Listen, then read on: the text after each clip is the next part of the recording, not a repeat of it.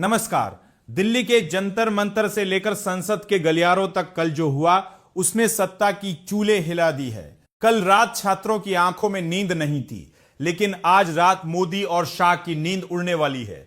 जिस संसद को प्रधानमंत्री ने बड़े गर्व से तामीर किया था, कल उसी संसद को देश के नौजवानों ने चारों तरफ से घेर लिया।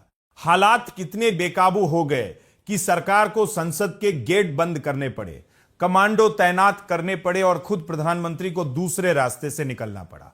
क्या यह अंत की शुरुआत है? बने रहिए हमारे साथ इस विशेष रिपोर्ट में। दोस्तों, कल अमित शाह की खुफिया एजेंसियों का वो ब्लंडर सामने आया जिसने सरकार को चारों खाने चित कर दिया।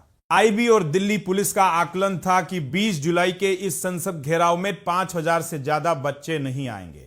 कुछ एजेंसियों ने तो यह भी कहा था कि संख्या 7 से 8000 तक जा सकती है। इसी असेसमेंट के भरोसे सीआरपीएफ, रैपिड एक्शन फोर्स और दिल्ली पुलिस को तैनात किया गया था। लेकिन जब सुबह 8 से 10 बजे के बीच भीड़ जुटना शुरू हुई तो सबके होश उड़ गए। वहां 5000 नहीं बल्कि उम्मीद से 20 गुना ज्यादा छात्र मौजूद थे। दिल्ली के 5 किलोमीटर के दायरे में मेट्रो और बसें बंद कर दी गईं, फिर भी छात्र पैदल ही संसद की ओर बढ़ने लगे। जब जंतर मंतर पर छात्रों का सैलाब उमड़ा तो संसद के अंदर खलबली मच गई। आनन फानन में जेपी नड्डा को बुलाया गया। सूत्रों की माने तो नड्डा को सिर्फ एक रबर स्टैंप की तरह इस्तेमाल किया गया ताकि वे प्रदर्शनकारियों से बातचीत का ढोंग करके समय बिता सके। 11:50 पर कॉकरोच जनता पार्टी के प्रतिनिधियों सौरभ दास और आशुतोष रांका को नड्डा के चेंबर में बुलाया गया। सरकार चाहती थी कि बातचीत के बहाने इस जुलूस को रोक दिया जाए, लेकिन छात्र झुकने को तैयार नहीं थे। जैसे ही दोपहर के 12 बजे जंतर मंतर से छात्रों का महासमुंदर निकल पड़ा। कृषि भवन, रेल भवन और शास्त्री भवन को पार करता हुआ यह सैलाब सीधे संसद के सामने जा खड़ा हुआ। संसद के भीतर बैठे गृह मंत्री अमित शाह और आला अफसरों के हाथ पांव फूलने लगे। तभी ऊपर से आदेश आया कि किसी भी कीमत पर बल प्रयोग करके भीड़ को तितर बितर किया जाए। फिर जो हुआ वो लोकतंत्र के नाम पर कलंक है। निहत्थे छात्रों पर बेरहमी से लाठियां बरसाई गई। 17-18 साल की बच्चियों तक को नहीं बख्शा गया।